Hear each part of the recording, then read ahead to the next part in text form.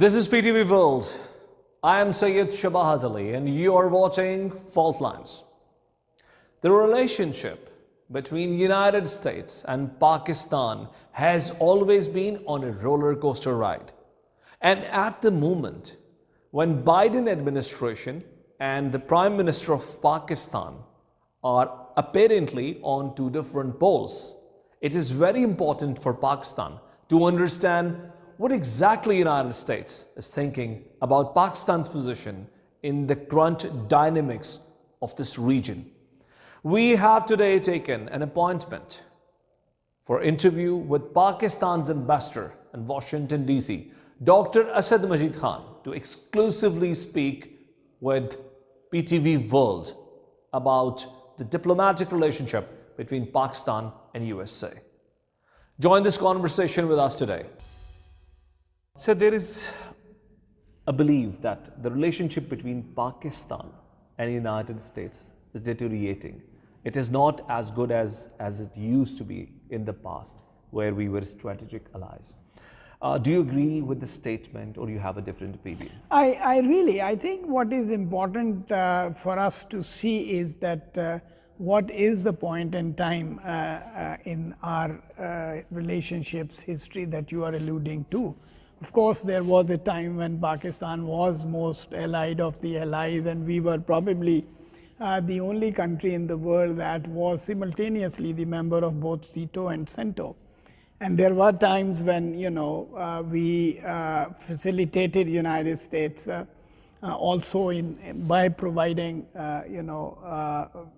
bases as well. But things have moved on, and the relationship and the content of the relationship has also changed, and perhaps that is creating that perception. But I would say that on both sides there is greater realism in terms of what to expect from the relationship. I would not describe this as a downgrade, but I would say that there is greater realism between the two countries and the diplomatic establishments of the two countries in terms of what we can do and what we cannot do in the bilateral relationship.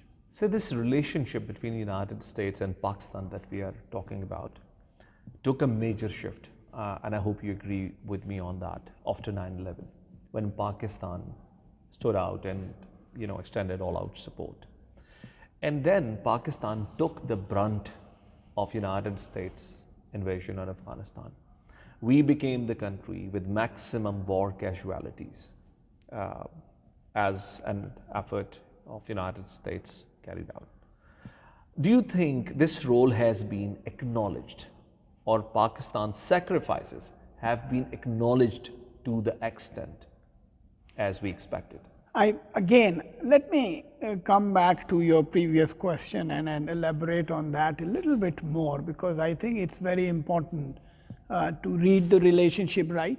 It is very important to make an accurate assessment of where we are in this relationship. Now, there is a security dimension to the relationship, and then there is also an economic and so-called non-security dimension of the relationship. Today, United States is still the largest single country export destination for Pakistan. That has not changed.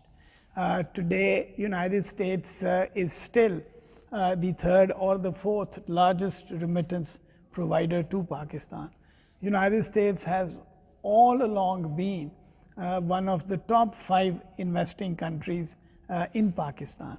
And then last but not the least, the United States is also home to over 1 million Pakistani American diaspora, which I think in terms of its influence, in terms of its integration, in terms of their level of education and professionalism, I think is unique for any country in the world. So these are the other dimensions of the relationship where I think absolutely nothing has changed. Now, Afghanistan has been a point of contention, and the war on the so-called war on terror and the perceptions on the role that Pakistan played during that struggle is basically there is no one view on that. But I can also tell you that as we speak, there definitely is a very clear recognition and much greater appreciation of what we have done to support the peace process, and then linked to that is also the recognition that what we have sacrificed and the contributions that we have made in blood and treasure to fight a war which was obviously brought to the region not because of actions originating from Pakistan, but we definitely suffered the most. So that recognition, I would say, is definitely there. But despite all what you said, the American leadership, the current leadership at the moment, there has not been any talk between the two heads of the states. Senator John Kerry did not visit Pakistan during his recent visit. And major people in the American politics have not been very actively appreciating Pakistan's role, because Pakistan has played a very pivotal role in the current withdrawal of US forces as well. What do you believe would be the reasons for this ice between these two countries? No, again, I think it's a question. Yes, you are right. I think there hasn't been a physical contact or an actual conversation between the Prime Minister of Pakistan and the President of United States. But then they did exchange letters, and beyond the President, there have been a series of engagements. Foreign Minister has already spoken to his counterpart a couple of times. The national security advisors of the two countries have not just spoken to each other, but they have had quite a productive meeting in Geneva, which I'm sure you are aware of. And then, through the military channel, the military leadership of the United States has been continuously in touch with our military leadership. And General Austin has also been speaking to our leadership. So if I were to go back and look at the level of exchanges and interactions, only today, Victoria Nuland, who is the Undersecretary Political at the State Department, which is actually the Foreign Secretary in the US system, has just spoken to her counterpart in Islamabad and had a very productive and useful exchange, and quite a long one actually. Similarly, Derek Chollet, who is the senior counselor, which is again at the level of Undersecretary of State, is someone who has been in touch with our leadership. And not just that, I would also like to draw your attention to another very important call that took place, and that was between the advisor on commerce and the USTR Ambassador Catherine Tai. During President Trump's time, actually, we haven't had any interaction between the USTR and our Commerce Minister.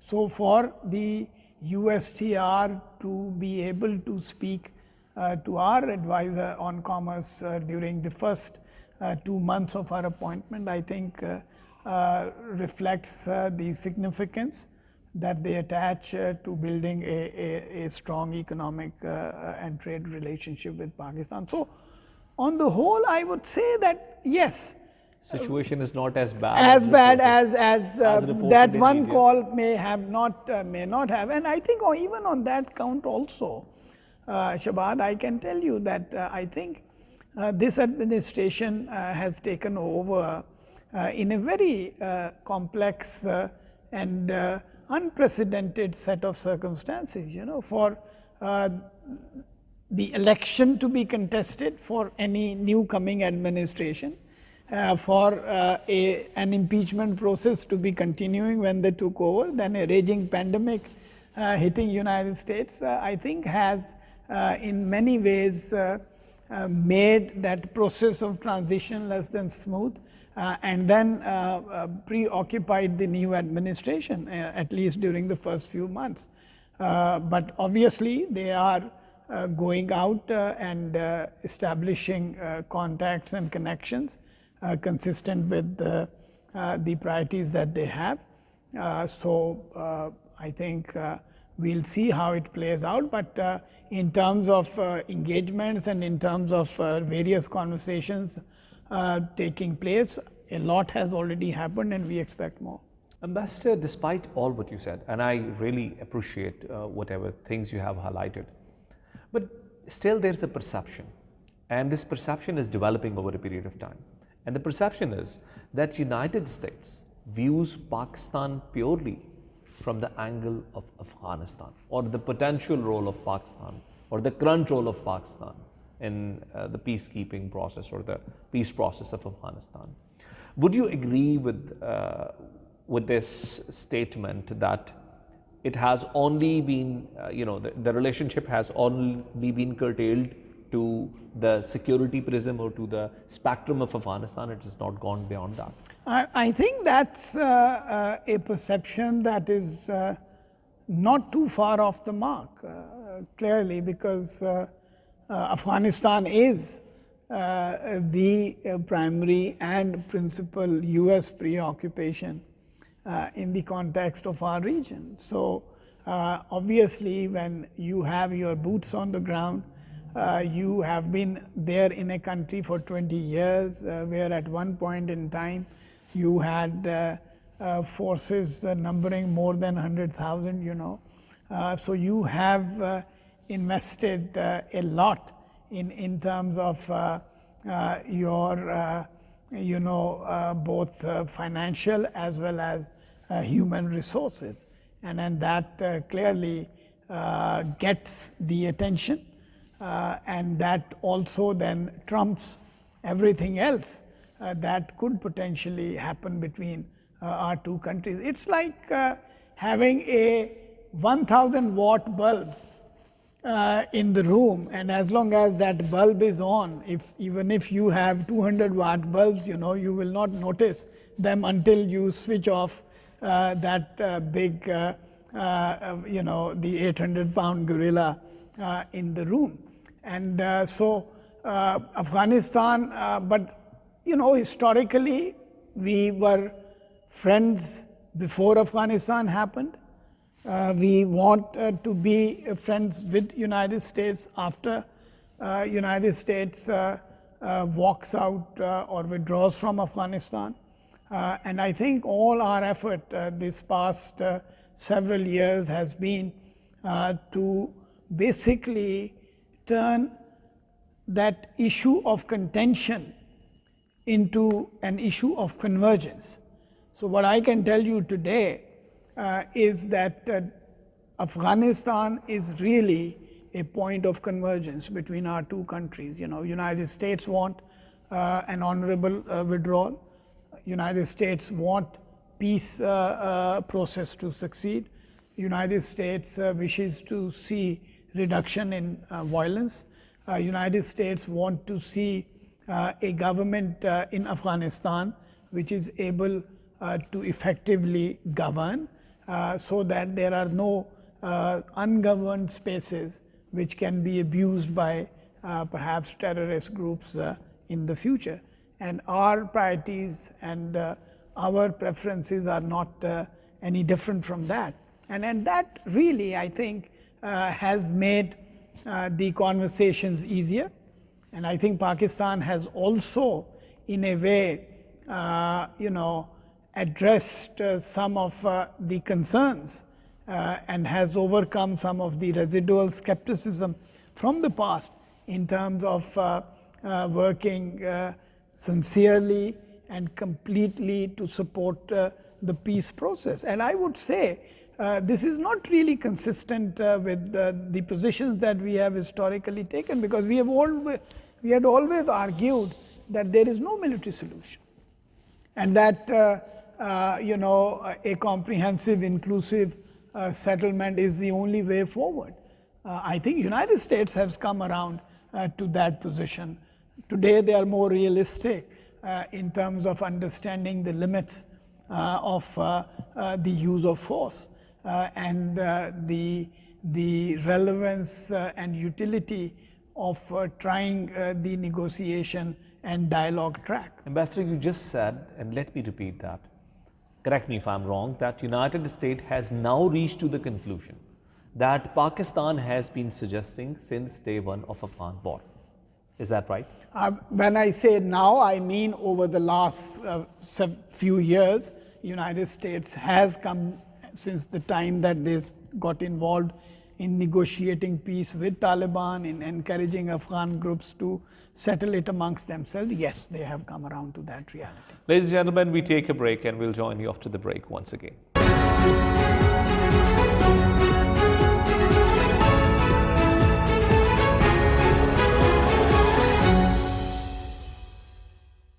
Ladies and gentlemen, welcome back, and we continue our conversation with Pakistan's ambassador in the United States.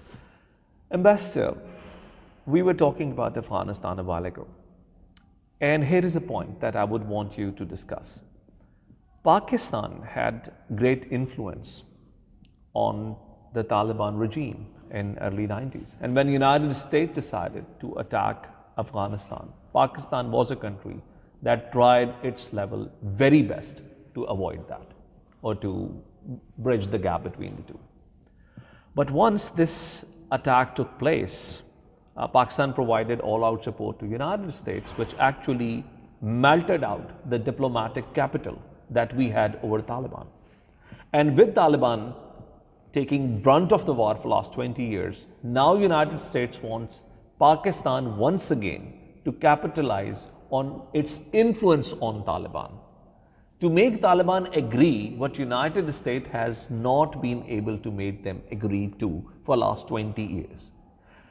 Do you think this is a sensible decision made by, or a sensible direction made by the US government? Because they are now solely relying, as we have seen, no other channels have been useful except for use of Pakistan. And I would want you to connect this to the recent statement by Foreign Minister Shah Mahmood Qureshi, who said that in case of a failure, Pakistan should not be blamed. First of all, I think we have always maintained that our influence would go only up to a point. While we may have some influence, we certainly do not control Taliban, and there is ample evidence out there from Taliban's time also, which is covered by a number of memoirs that are available in the public space, where it comes out very clearly that Taliban were the masters of their own will, and they did what they wanted to do. And even in those days, when their dependence on us was even more, our influence was limited. So I think I'd start with that at least opening clarification. And we've been very clear with our friends, with our American friends also. And that's why our role throughout has been basically to facilitate the peace process, to bring the Taliban to the negotiating table, to bring a credible, empowered delegation, because in the past there were episodes when those who were interested in negotiating were negotiating with people who were not really authorized or empowered by the Taliban leadership. So to the extent of negotiating the peace process, we have exercised whatever influence we could, but then we were not there in the room. What we did was that it is for United States and Taliban to decide on the elements that they can agree to.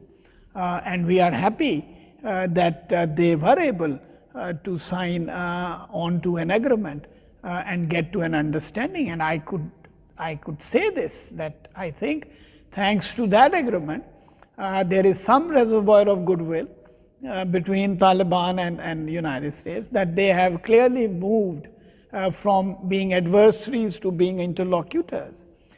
which is, I think, a significant development. And then, obviously, even moving to the next stage, where intra-Afghan negotiations, again, we are not in the room.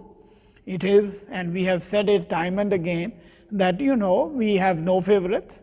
Let Taliban and the Afghan parties get to some common understanding, and whatever is acceptable to them will be acceptable to us. So, Ambassador, based on whatever you just said, where do you think the relationship between Pakistan and United States will go forward from this point, when United States is almost out of Afghanistan? It's only a matter of time, and the civil war on Afghanistan is probably the most probable scenario in the system.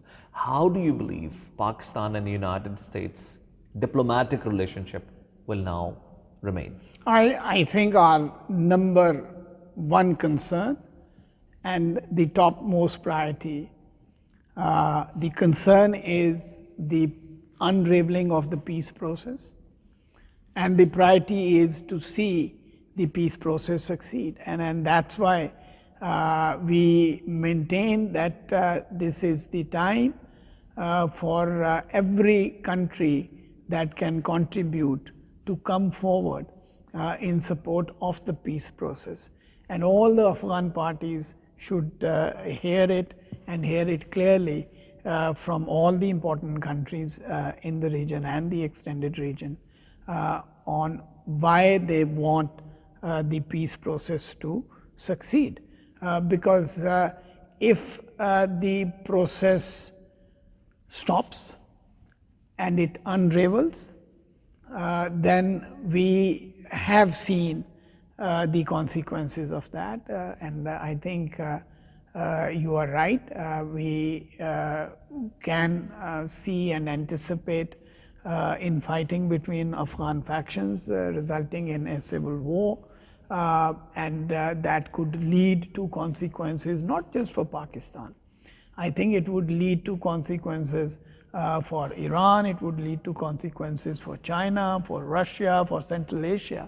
And I think that's why all the countries of all the immediate neighbors of Afghanistan have come out very clearly, and even others who have been productively involved in support of the peace process, including China and Russia, have signed on to this extended Troika declaration, which actually reflect the broad regional consensus on peace process, and all countries have signed on to reduction in violence, all Afghan parties getting to a common understanding, and a government which is acceptable to everyone. And that provides, in my view, a very important basis for all of us to work, because and that's the message I think that all Afghan parties, both Taliban and the Ashraf Ghani government and other stakeholders in Afghanistan should hear from But Ambassador, my question was regarding the relationship between Pakistan and United States going forward in this entire scenario that you just mentioned. Again, that's what I am saying, that because Afghanistan was a contention, and at least as we speak, Afghanistan is a convergence, and it is important that peace process succeeds, because if peace process is successful and United States withdraws in a way that it synchronizes with the progress in the peace process, then we will have that contention out of our way for us to have a relationship that can focus on other aspects. Because clearly, as I said to you in the beginning, that for us this is an important trade relationship, for us this is an important investment relationship, and the government is already speaking about shifting from geostrategic to geoeconomics. And so peace in Afghanistan would open up opportunities and possibilities for broader regional connectivity. Also, it will allow us to also focus on tapping optimally the economic opportunities, because really I think we already see the US corporate footprint getting bigger I'm sure you have seen the reports of Amazon going into Pakistan and having started the seller registration process. Cargill, which is one of the largest agricultural product related company, has set up operations in Pakistan.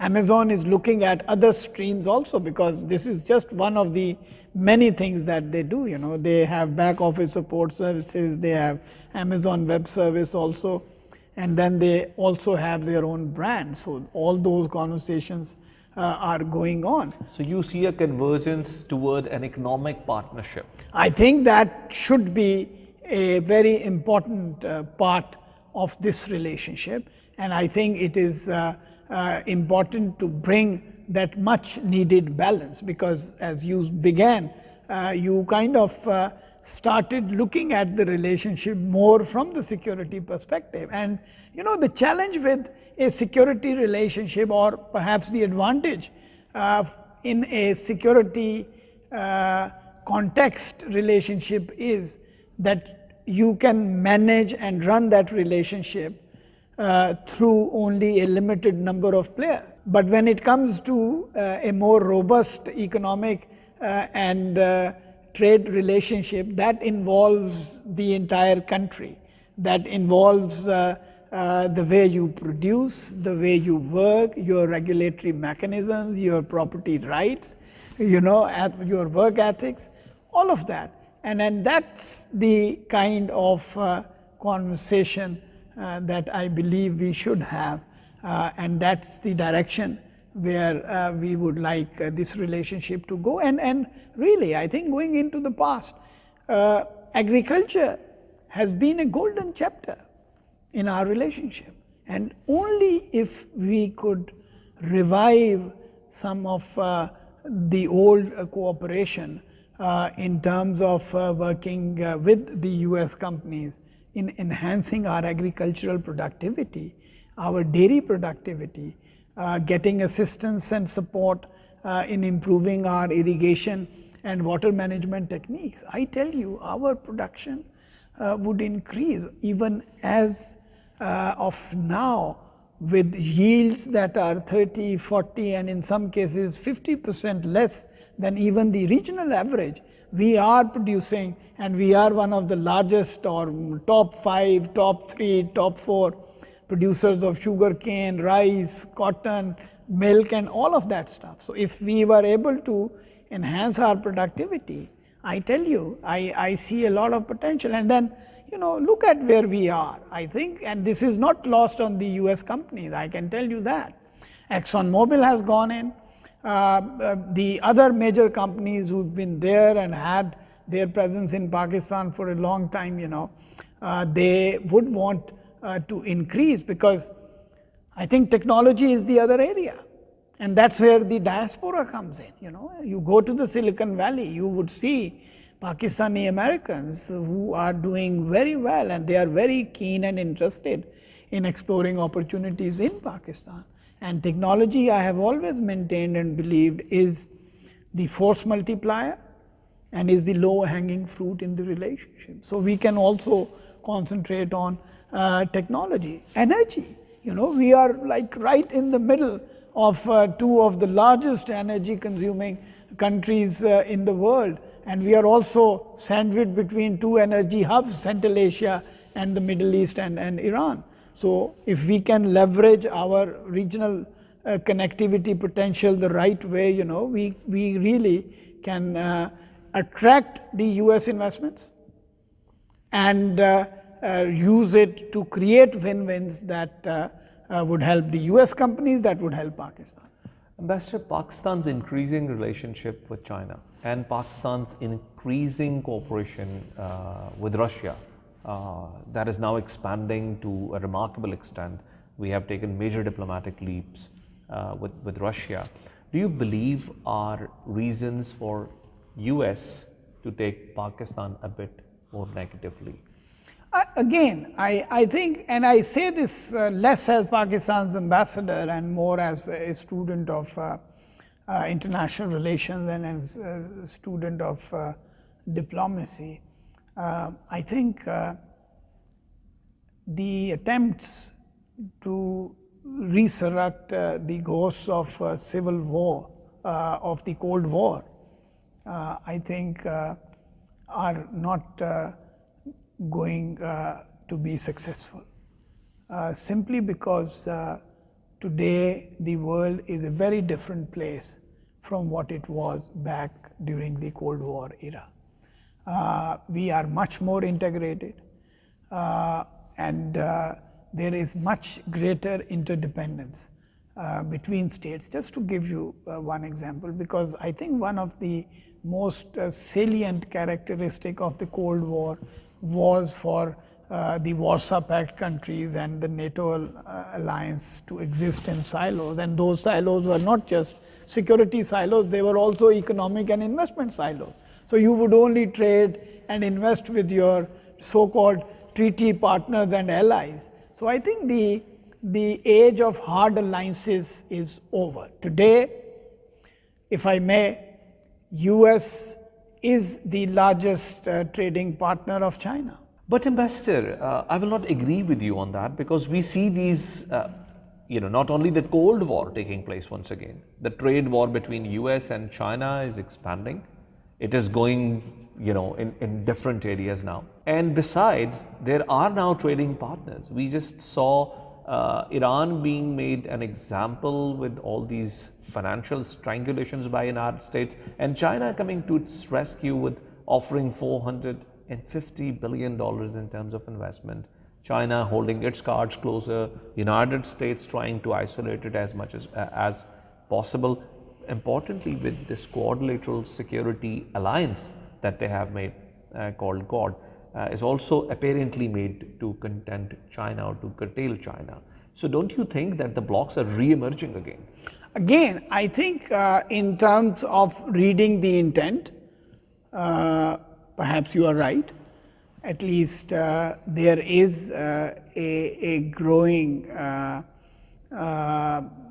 lobby and a growing view in United States that China needs to be countered. But then the question is that you cannot clap with one hand. If United States is the indispensable nation, China also is the irresistible country, particularly for the developing countries. What they bring to the table, and the kind of investment, the kind of trade opportunities that a relationship, and it's not just for Pakistan. Pakistan still is a pretty large country, and we hear a lot about the so-called Chinese debt. But if you look at our overall debt portfolio, China still occupies a kind of a small percentage of our total debt liabilities, and on top of that we have never defaulted.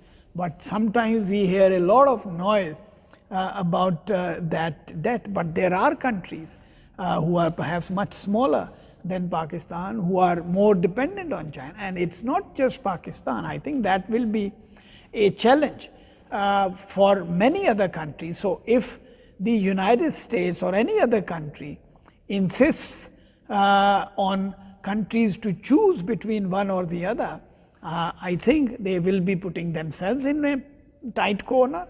They will be putting their friends and partners also in a tight corner.